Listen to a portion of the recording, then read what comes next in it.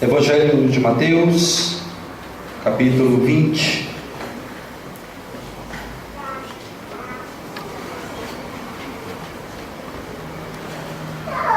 Versículos 17 ao 19. Mateus 20, versículos 17 ao 19. Diz assim o texto: Quando estava para subir a Jerusalém, Jesus tomou os 12 à parte e lhes disse no caminho: Eis que subimos a Jerusalém, e o Filho do Homem será entregue aos sumos sacerdotes e aos escribas. Eles o condenarão à morte e o entregarão aos pagãos para que o escarneçam, o flagelem, o crucifiquem, e no terceiro dia ele ressuscitará. Evangelho do Senhor. Louvado sejas, ó Cristo. Vamos orar nesse momento.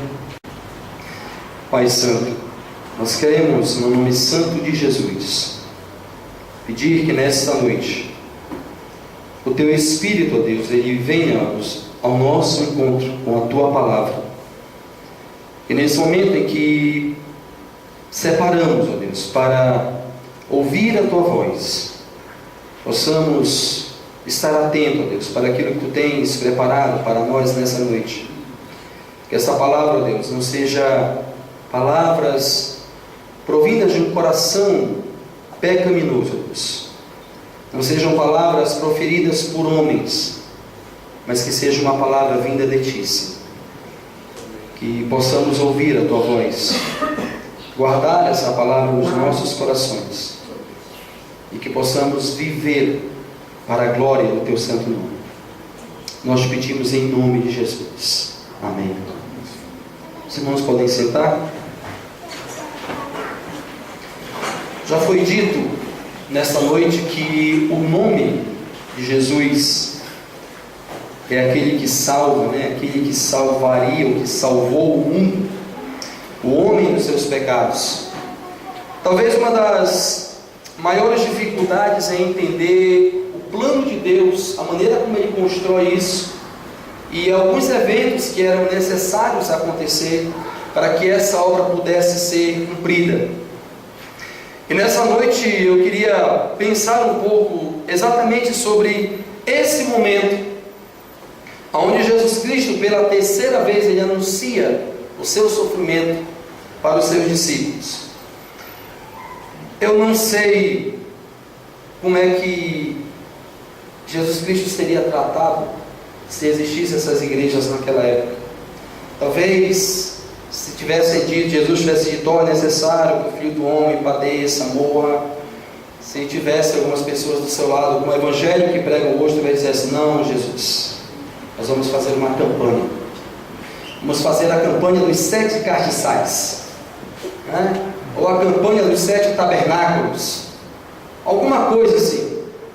Mas vai dar certo, você não vai precisar morrer, você não vai precisar padecer, você não vai precisar ser escarnecido, ser humilhado, vai dar tudo certo. Eu me pergunto se eles iriam dizer para Jesus Cristo se Jesus Cristo foi para a cruz porque Ele não teve fé. Você foi para a cruz porque você não teve fé.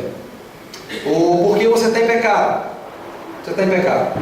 Você é o Filho de Deus, mas você está em pecado. Talvez a maior dificuldade das pessoas é compreender exatamente a missão de Jesus Cristo. Por que Ele veio? Jesus Cristo, Ele não nos dá uma visão ou promessas de que a nossa vida seria uma vida fácil, se nós assim o aceitássemos. Ele não diz que os dias seriam melhores se nós confessássemos como Senhor da nossa vida. Eu acho interessante quando a gente vê nesse final de ano pessoas com aquela expectativa de sempre de um ano melhor. Não, o ano que vem vai ser melhor. Esse ano eu não tive um aumento, esse ano eu não arranjei meu emprego, esse ano o meu casamento teve crise, mas ano que vem vai ser melhor. Ano que vem as coisas vão melhorar. É interessante que biblicamente não há promessa de melhoras para nós. Não há. Nós criamos uma expectativa de um novo ano dentro do próprio Evangelho, de que as coisas sempre serão melhores do que ontem. Quando nós percebemos todo o ministério de Cristo, nós vamos perceber que cada dia, o outro dia, ele era sempre pior, ele ia sempre piorando até chegar na cruz. E as pessoas estão buscando um Cristo que traga melhorias para a sua vida. O grande problema é que essa ideia de dias piores, ele vai exigir de nós sempre o quê? Renúncia. Vai exigir de nós renúncia para podermos viver esses dias. O Ayrton tem dito, olha, não venha dia 31 com pedidos, com listas e não sei o que mais. Eu até brinquei com a Josi, eu não venho, porque eu estou com uma lá com as 3 folhas, para apresentar diante do Senhor, das minhas metas, dos meus alvos para 2014. Mas as pessoas olham para Cristo assim, não, é esse evangelho que eu quero, um evangelho que me dá sempre um algo a mais, um evangelho que proporciona a mim sempre o melhor. Por que as pessoas não querem olhar para o ministério de Cristo, para a missão de Jesus Cristo, da forma como a Bíblia nos revela? As pessoas não querem enxergar esse ministério, a missão dele, justamente por quê? Porque elas sabem que vão ter que renunciar, porque elas sabem que vão ter que abrir mão, porque elas sabem que vão ter que ceder e não viver mais os seus sonhos, os seus desejos, as suas vontades, aquilo que gostariam de ter. Não, eu prefiro olhar para Cristo como aquele que vai me dar, aquele que vai me abençoar, e não como aquele que vai dizer que eu tenho que renunciar. Jesus Cristo, Ele não nos chamou para vivermos uma vida de paz e alegria e prosperidade e de amor e de bondade e de tudo de bom. Não. Todo o ministério de Cristo, Ele vem anunciando sempre, é necessário que o Filho do Homem padeça, é necessário que o Filho do Homem sofra, é necessário que o Filho do Homem morra, que Ele seja humilhado. Em todo o tempo, Ele tem anunciado isso aos seus discípulos. Talvez Lucas, ele seja o evangelista que narra melhor a maneira como os discípulos eles entenderam, ou se eles não entenderam, lá em Lucas, versículo 34, quando no versículo 34 ele diz assim, mas eles não compreenderam nada. Essa palavra lhes permanecia velada, e eles não sabiam o que Jesus queria dizer. Por que os discípulos não compreenderam o ministério de Cristo? Por que os discípulos não compreenderam o que Jesus Cristo veio fazer nesse mundo? Por que os discípulos não entenderam por que Jesus nasceu? Por que ele veio a este local? Por que ele precisava aparecer? Lucas diz que eles não compreenderam nada. Não compreenderam nada. E as igrejas hoje estão lotadas de pessoas que não compreenderam nada da missão de Cristo neste mundo. Como os discípulos que não queriam compreender exatamente, entender o que Cristo veio fazer a este mundo, as igrejas hoje estão lotadas de pessoas que não fazem questão de entender por que Cristo veio, por que Deus mandou o seu Filho a esse mundo. Sabe por quê? Porque elas não têm interesse também em entender. Se você ler Lucas, quando ele continua tratando o texto, nós vamos encontrar o pedido dos 2 irmãos. Não entenderam nada. Você tem que padecer. Não, eu não fui criado para padecer. Você tem que abrir mão. Não, eu não fui criado para abrir mão. Há uns 3 meses atrás eu vi uma postagem no Facebook de um pai, o filho tinha acabado de nascer, e ele colocou a foto do filho e escreveu assim: filhão, você nasceu para vencer. Não tinha um mês, menino, já nasceu para ser um vencedor. As pessoas não querem comemorar Natal, anunciar Cristo, pregar Cristo da forma como Cristo veio a esse mundo.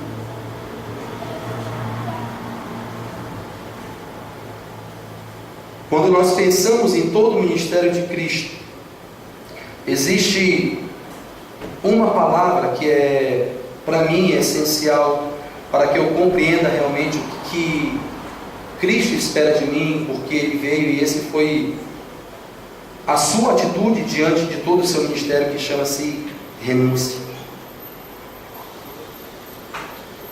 As pessoas não querem abrir mão de nada. As pessoas não querem perder nada. E quando tem que perder, mesmo assim, ainda querem tirar algum lucro de alguma coisa. Quando tem que perder, ainda tentam manipular de alguma maneira para que essa perda não seja grande, para que essa perda não seja total. Não, eu vou, mas eu preciso ganhar alguma coisa. Eu não posso perder tudo, eu não posso abrir mão de tudo. Mas Jesus Cristo, Ele pode ter abrido mão de toda a sua vida, de toda a sua glória, de descer do céu para esse mundo, para morrer no meu lugar. Ele pode fazer isso, Ele pode renunciar a tudo, mas eu não posso renunciar por amor a Cristo. Eu não quero renunciar. O ministério de Cristo é um ministério de renúncia. Não, mas eu não posso. O texto diz que Ele foi entregue para ser escarnecido. Tudo que as pessoas querem na vida é honra, é reconhecimento. Tudo que nós buscamos na vida é reconhecimento. Jesus Cristo, Ele veio a esse mundo para ser escarnecido. Todos os conceitos que nós encontramos dentro do nosso coração são conceitos contrários a tudo aquilo que Cristo veio deixar quando veio a este mundo como lição para nós. Quando em março de 2011 eu vim a Brasília, veio toda a turma. Minha mãe conseguiu reunir os 4 filhos, as 4 noras e os 3 netos. Voltamos, acho que no dia 8 de março. Em abril de 2011, conversando com a Ayrton, eu dizia: rapaz, aqui em Fortaleza está ruim, as coisas não têm engrenado para mim, não tem dado certo por alguma razão. E nós passamos, acho que quase 2 horas no telefone conversando. E ele disse assim: venha para cá, tem uma igreja para você pastorear, eu tenho um emprego para você. E quando eu desliguei aquele telefone, eu entrei no meu apartamento vibrando, já com vontade de arrumar a mala e vir embora no outro dia. Ângela Márcia disse: não, ninguém vai.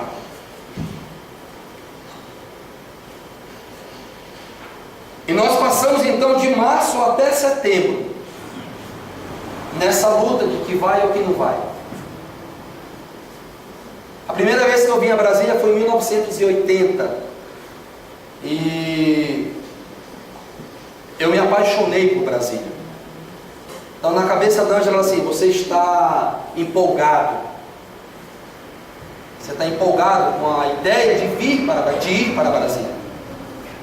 E nós então entramos em oração, ela orando e eu orando, e Deus apontando para Brasília.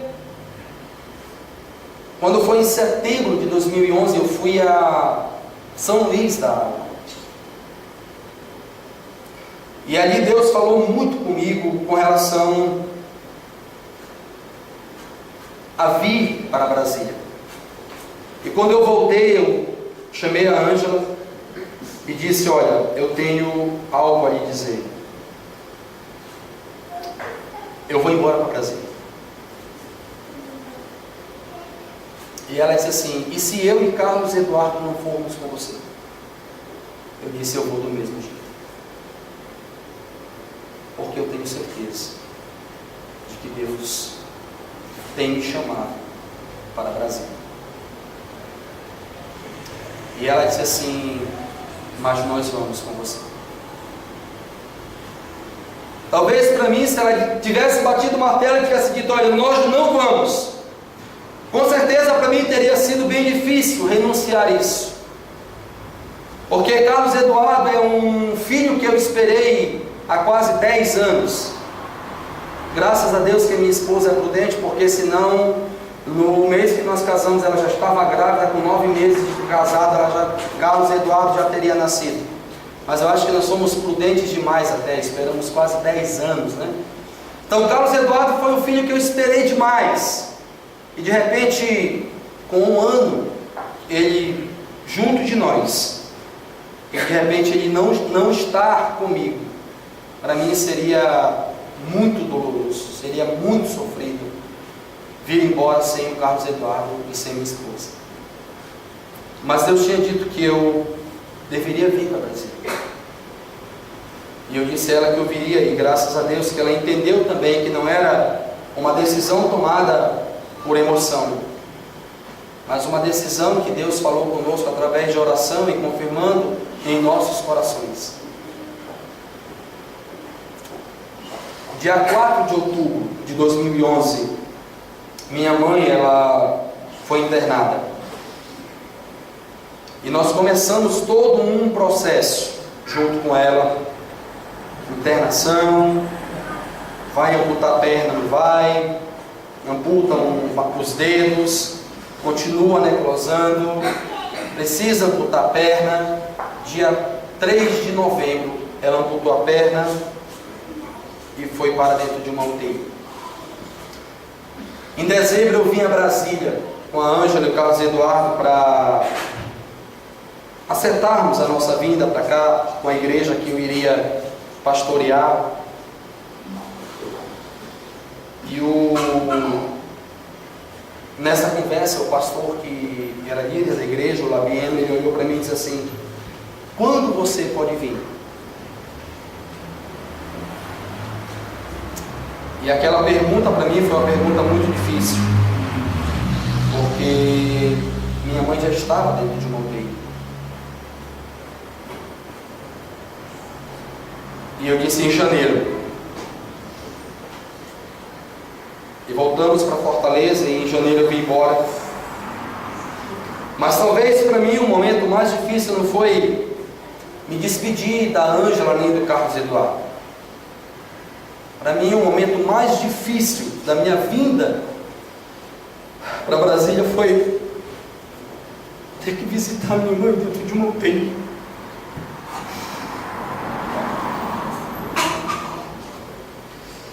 Ter que deixá-la.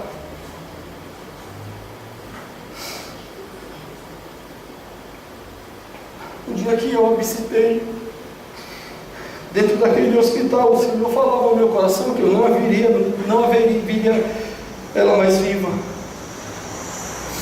Deus já falava isso ao meu coração e dizia: olha, esse é o último momento com a sua mãe viva. Nós temos um tio, quando eu vim embora, ele começou a falar algumas besteiras. Na mesma época, quase o Alan também veio para Brasília. E meu tio nos acusou de que nós tínhamos abandonado nossa mãe dentro daquela UTI, porque ele não compreendia que o exemplo que Cristo deixou para nós de renúncia, de alguém que renunciou à sua vida por amor a mim, de alguém que abriu mão do seu reino, de estar no céu ao lado de Deus, para vir neste mundo, para morrer no meu lugar. E eu vim embora, deixei minha mãe dentro daquela UTI. E a cada dia o Senhor ia confirmando aquela palavra que Ele havia me dado dentro daquela UTI, de que eu não haveria mais viva. E ela começou a piorar muito. E um médico falou para o meu irmão que estava em Fortaleza, disse: olha, a sua mãe se preparou para correr 20 quilômetros, mas ela descobriu que a distância era 30, e ela não vai aguentar. Ela apresentou um quadro profundo de depressão. O Ayrton esteve em Fortaleza ainda em fevereiro de 2012. E o médico falou a mesma coisa para ele: se a sua mãe não vai aguentar. E no dia 28 de fevereiro a minha mãe faleceu.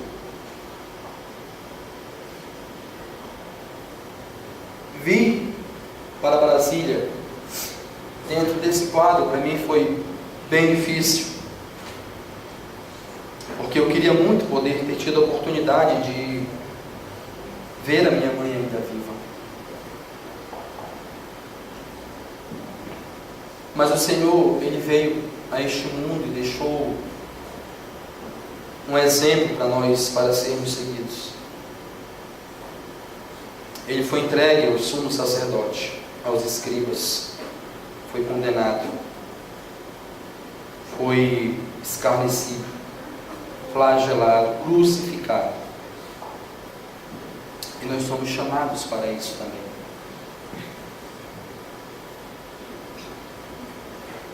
John Piper, no seu livro Alegre-se os Povos, ele cita Dietrich Bonhoeffer, quando no seu livro O Preço do Discipulado, ele diz assim: quando Cristo chama o homem, Ele chama o homem para vir e para morrer.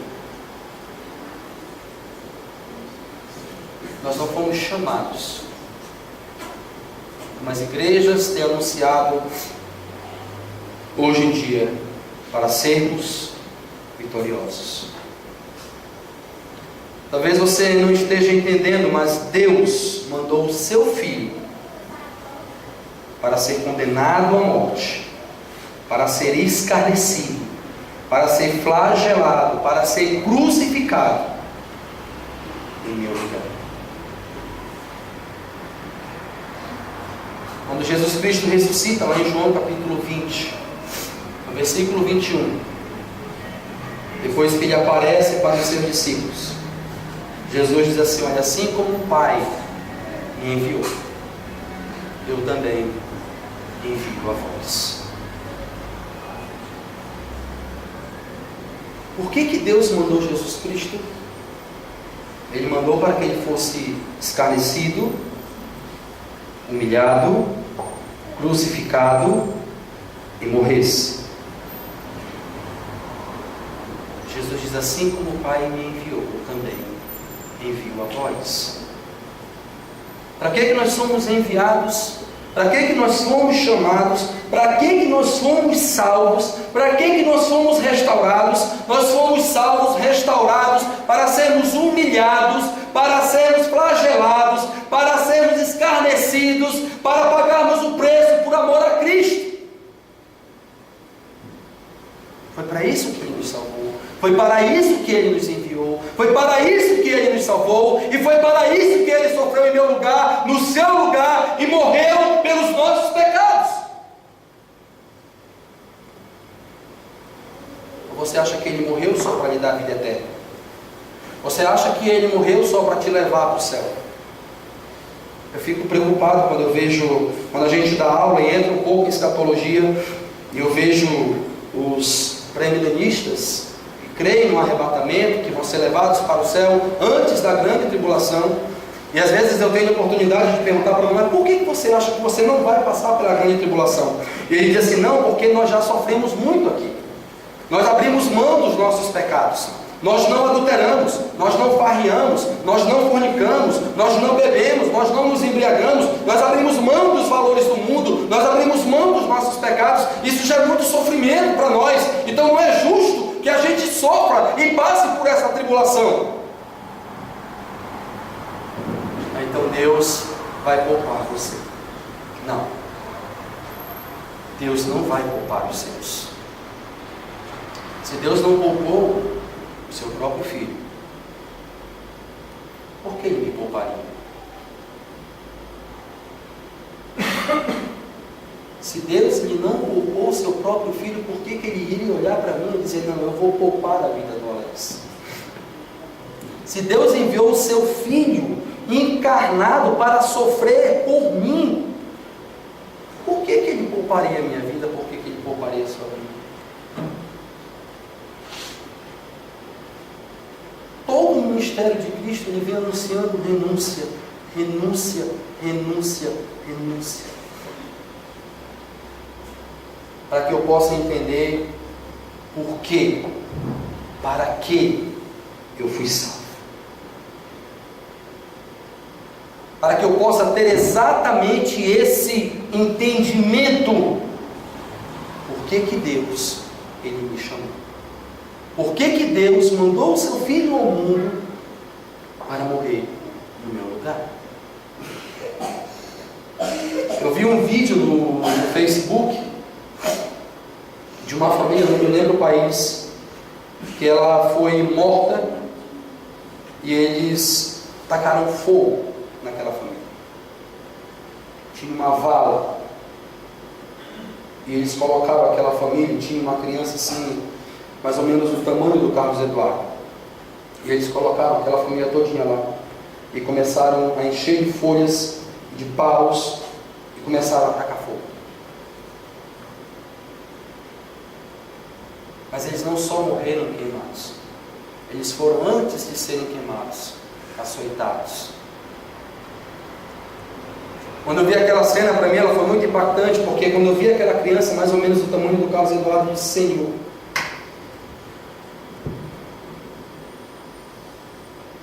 eu espero que eu esteja realmente preparado para que, se um dia o Senhor requerer isso de mim, a prova de quanto eu amo, eu esteja pronto para ver o meu filho ser morto, espancado, açoitado, e eu permaneça calado, mesmo vendo meu filho padecendo e sofrendo por amor a Cristo. Nós não queremos essa salvação, porque essa salvação ela tira de nós tudo que nós tanto almejamos. Essa salvação ela tira de nós tudo aquilo que a gente sonhou um dia para as nossas vidas. Quando nós nascemos e crescemos, nós vamos fazendo projeções para o futuro. Nossas projeções nunca são projeções de renúncia, como foi a de Cristo. Quando Cristo veio a esse mundo, Ele já veio com projeções de renúncia, de morrer, de sofrer, de padecer, de se dar, de se entregar. Não. A minha projeção é para que eu tenha, para que eu seja, para que eu esteja, para que eu possa, para que eu possua, para que as pessoas me vejam. A nossa projeção, ela nunca é para o outro. A nossa projeção é sempre voltada para nós. Diferente daquilo que Cristo fez nesse mundo, quando encarnou e quando se deu e se projetou em função do outro, em favor do outro, para o outro, se dando para o outro. O Senhor Jesus Cristo, Ele nos enviou para que possamos ser como o seu Filho foi aqui na terra. Quem quer seguir a Cristo, quem quer vir após mim, negue-se a si mesmo. Tome sua cruz. Siga.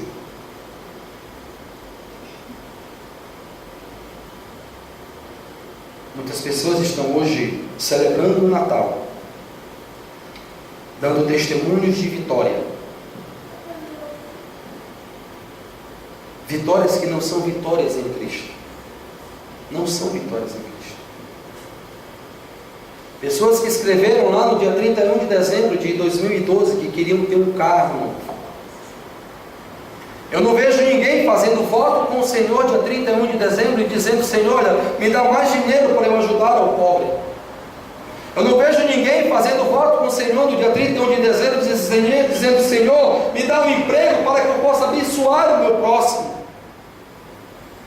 Ninguém faz voto com o Senhor dia 31 de dezembro, pedindo algo para que esse algo seja para abençoar a vida do seu próximo. Tudo aquilo que pedimos é para nós, para mim e somente eu.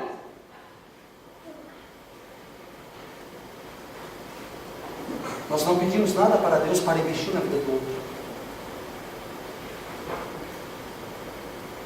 Solteiro, Senhor, me dá uma namorada. Fabiano já resolveu o problema dele. Parece que o voto do dia 31 de dezembro de 2012 deu certo, Fabiano.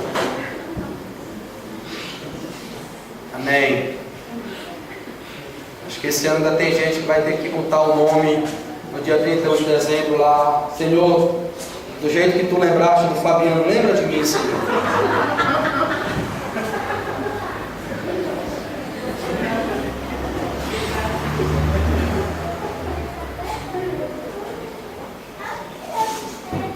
Mas nós não fazemos esses tipos de votos com o Senhor.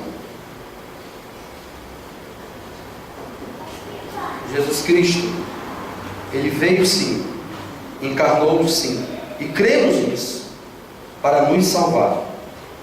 Mas Ele pagou um preço. Preço alto. Preço que muitos não querem pagar. Por que eu preciso fazer campanha? Porque eu vou me anular, eu vou protelando, empurrando com a barriga o meu sofrimento. Uma vez eu disse na minha igreja que qualquer dia desses vão lançar a campanha do gato. Não chega na igreja, eu quero que olhe pela minha mãe que está doente. Uma igreja bíblica vai dizer: irmãos, vamos orar pela irmã fulana de tal, e que Deus tenha misericórdia, que a vontade dele seja feita na vida dessa pessoa. Essas igrejas neo dizem assim: não, irmão, nós vamos lançar a campanha dos 7 gatos. Gato não tem 7 vidas, então ele vai sobreviver. Então vamos fazer a campanha do gato, e Deus vai restaurar, e ele não vai morrer. Porque nós estamos cheios de tanta vontade de algo que queremos, que não conseguimos enxergar nas Escrituras exatamente aquilo que a palavra de Deus ela nos revela de quem somos e para onde nós temos que ir. Por isso que no dia da grande tribulação, somente os eleitos eles irão resistir. Só aqueles que o Senhor realmente escolheu, aqueles a quem Ele sustenta e sustentará, porque somente os santos irão perseverar. Aqueles que entendem o modelo de vida e sacrifício que Jesus Cristo deixou para nós. Quando eu vim para Brasília, Ângela depois veio 6 meses depois. Eu vim embora sofrendo, mas com convicção de que estava fazendo aquilo que era certo. Ângela deixou a família dela 31 anos, morando no Ceará, ajudando o pai, ajudando mãe, sofrendo, mas veio.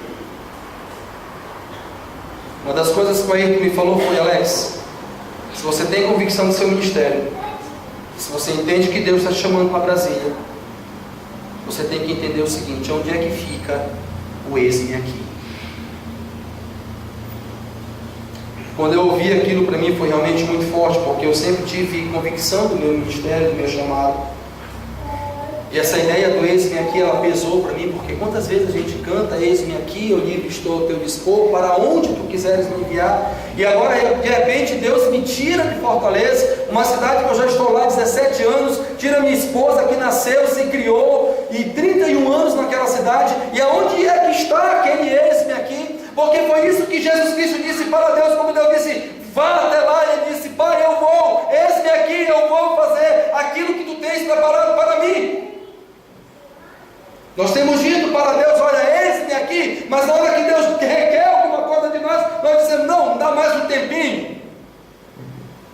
Não, Senhor, eu não quero. Nossa igreja, apesar de não ter nome, mas nós já sustentamos um missionário, né? Temos uma missionária na Índia. E no dia do culto de despedida da Adriana, foi assim para mim muito forte, porque eu tive a oportunidade de ler algumas coisas sobre a Índia e de ver testemunhos de missionários na Índia, e de quanto que o cristianismo, os cristãos são perseguidos naquele país. E o local onde ela está, em Goa, não é diferente. E ela, quando se despediu de mim, disse: pastor, eu não sei se eu volto, mas eu estou feliz. Feliz porque eu estou indo para uma terra estranha, que eu não conheço nem o idioma, não conheço ninguém, não tenho parente, não tenho ninguém, mas eu estou feliz porque eu estou indo cumprir o chamado que Deus me fez.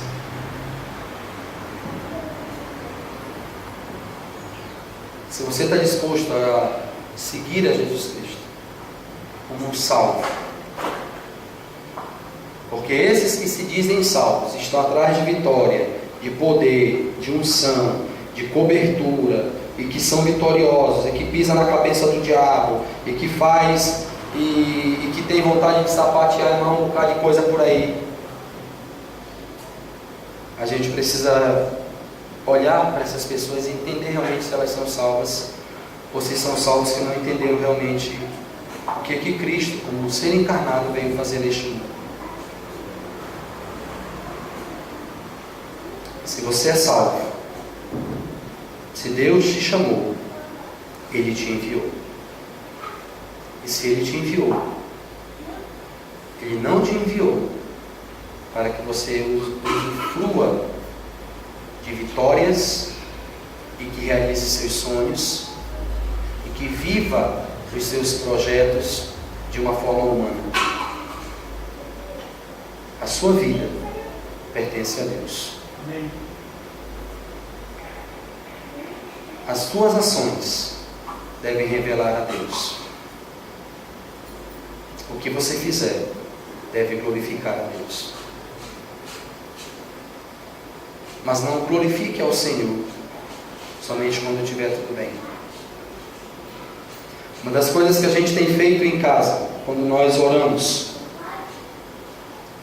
e nós temos ensinado isso ao Carlos Eduardo, é que nós agradecemos ao Senhor, porque naquele dia temos o alimento. Nós podemos perceber nisso o cuidado de Deus. Mas nós também temos aprendido a orar ao Senhor, para que Ele nos ajude a ver o amor de Deus para conosco, caso um dia Ele não permita que tenhamos sobre a nossa mesa o pão nosso de cada dia. Nós temos dito ao Carlos Eduardo, Deus não é bom só porque Ele nos dá comida. Se Ele não nos der, Ele continua sendo bom. Se Ele não nos der um almoço, se Ele não nos der um café, se Ele não nos der uma janta, e se nós não tivermos nada para comer, nós vamos sentar sobre essa mesa, vamos orar do mesmo jeito, vamos agradecer do mesmo jeito, porque Deus continua sendo bom conosco. Nós só aprendemos que Deus é bom quando as coisas estão bem para nós. Nós só entendemos que Deus é maravilhoso quando está tudo bem. Estou desempregado, Deus esqueceu de mim. Minha mãe morreu, Deus não me ama. O carro bateu, Deus virou as costas para mim. Está uma desgraça, o que eu fiz para Deus para merecer isso? É assim que nós nos relacionamos com Deus. Não aprendemos a ser gratos a Deus pelo que temos e pelo que somos. Deus, Ele nos deu seu Filho. Nós comemoramos hoje. Carlos Eduardo hoje me perguntou. A gente estava ensinando ele hoje. Nós comemoramos o Natal. Comemoramos o nascimento de Cristo. Ensinamos para ele por que Cristo veio ao mundo. Cristo morreu pelos nossos pecados. E eu disse: Carlos Eduardo, você entende isso, meu filho? Entendo, papai. Ele disse: o Papai Noel fica onde?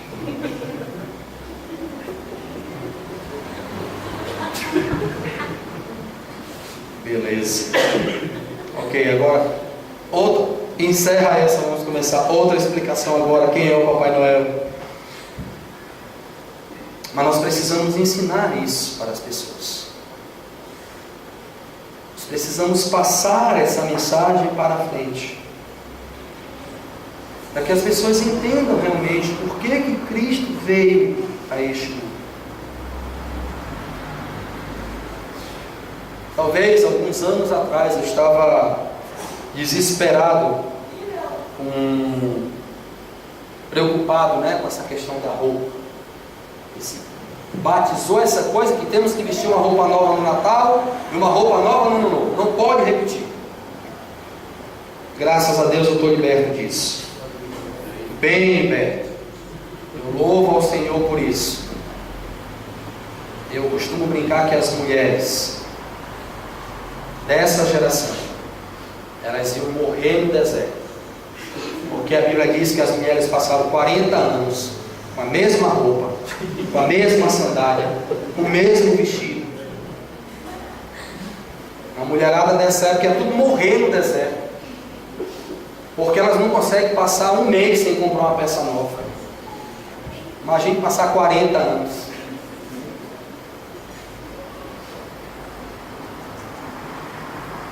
Nós somos salvos para que sejamos gratos ao Senhor pelo que Ele tem feito por nós. Somos salvos para que vivamos para a glória do Seu nome. E somos salvos também para sermos perseguidos por Ele, para Ele e para a glória dEle. Ele encarnou. Ele já está ao lado do Pai. Ele já cumpriu a missão dele. E hoje somos nós que damos continuidade ao seu sofrimento. Somos nós que damos continuidade a esse ministério que ele deixou para nós. Ministério de dor. Ministério de sofrimento. Ministério de renúncia. Você é salvo, você vai entender isso. Se você não for um salvo, você vai continuar buscando a sua vitória em coisas materiais. Se você for um salvo, você vai estar pronto para padecer por Cristo, como Ele padeceu por nós. Se você não é um salvo, você vai continuar decretando, fazendo campanha, determinando, e nada vai mudar na sua vida. Nada vai mudar na sua vida. Vai continuar do mesmo jeito. E as bênçãos não vão chegar. As vitórias não vão chegar. A prosperidade não vai bater a tua porta.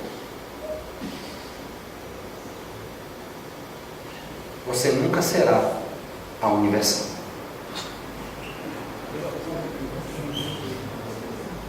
Eu não quero ser a Universal.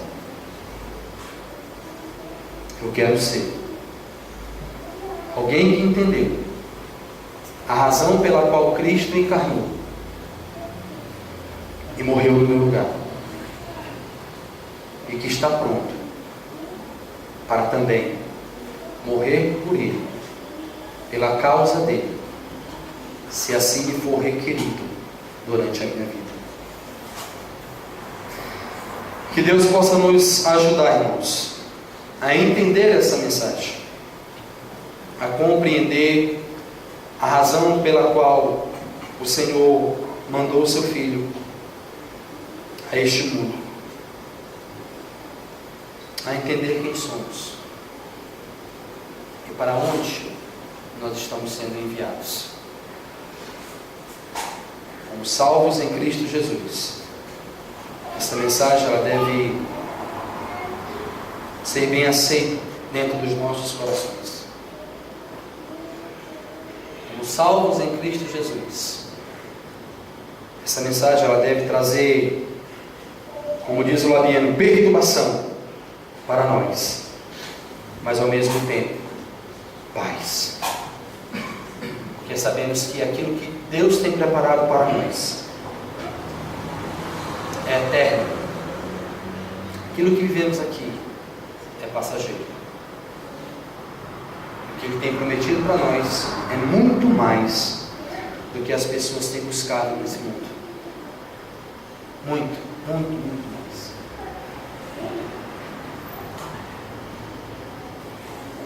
Qual é o Cristo que você tem buscado? Qual é o Cristo que você tem seguido? Qual é o modelo que você tem olhado e tem dito: eu quero seguir esse modelo? Modelo do Cristo bíblico, que morreu, que sofreu e padeceu, e que disse que eu tenho que fazer a mesma coisa por Ele? Ou o modelo desse Cristo criado pelos homens para alimentar e satisfazer os desejos do seu coração? Que Cristo eu tenho seguido? Que Cristo você tem seguido? Vamos orar nesse momento e pedir que Deus nos ajude nessa nossa caminhada. Pai, nós queremos, no nome de Jesus, pedir a Deus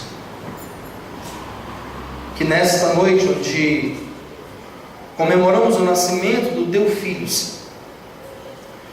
onde lembramos que um dia Ele esteve entre nós, encarnado,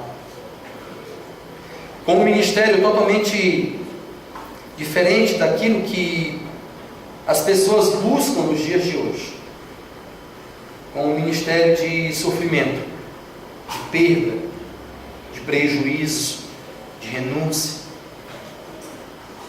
Pedimos que Tu nos ajude, ó Pai, a entender isso, ó Deus, que Tu nos faças compreender, ó Pai, que foi para este ministério, ó Pai, que Tu nos separaste, foi para este ministério que Tu nos chamaste, e é isso que nós devemos viver, é isso que nós devemos fazer, porque sabemos que caminhamos para a morte, sabemos que caminhamos para a perseguição, sabemos que caminhamos para a humilhação, sabemos que caminhamos para sermos escarnecidos. Te pedimos que Tu nos ajude, Deus, para que não venhamos permitir que o nosso eu, Senhor, ele se manifeste, que o nosso eu, ele venha renunciar a todo esse plano que Tu traçastes para nós, mas que possamos, calados, receber, ó Pai, isso, porque a Tua palavra diz que nós temos que nos alegrar quando somos perseguidos por amor do Teu nome. Nos faz entender, ó Pai, que a encarnação de Cristo não é para satisfazer minha vontade, mas é para realizar a Tua vontade. Que minha vida não seja para a minha vontade, mas seja para a Tua vontade, Deus. Nós te pedimos, em nome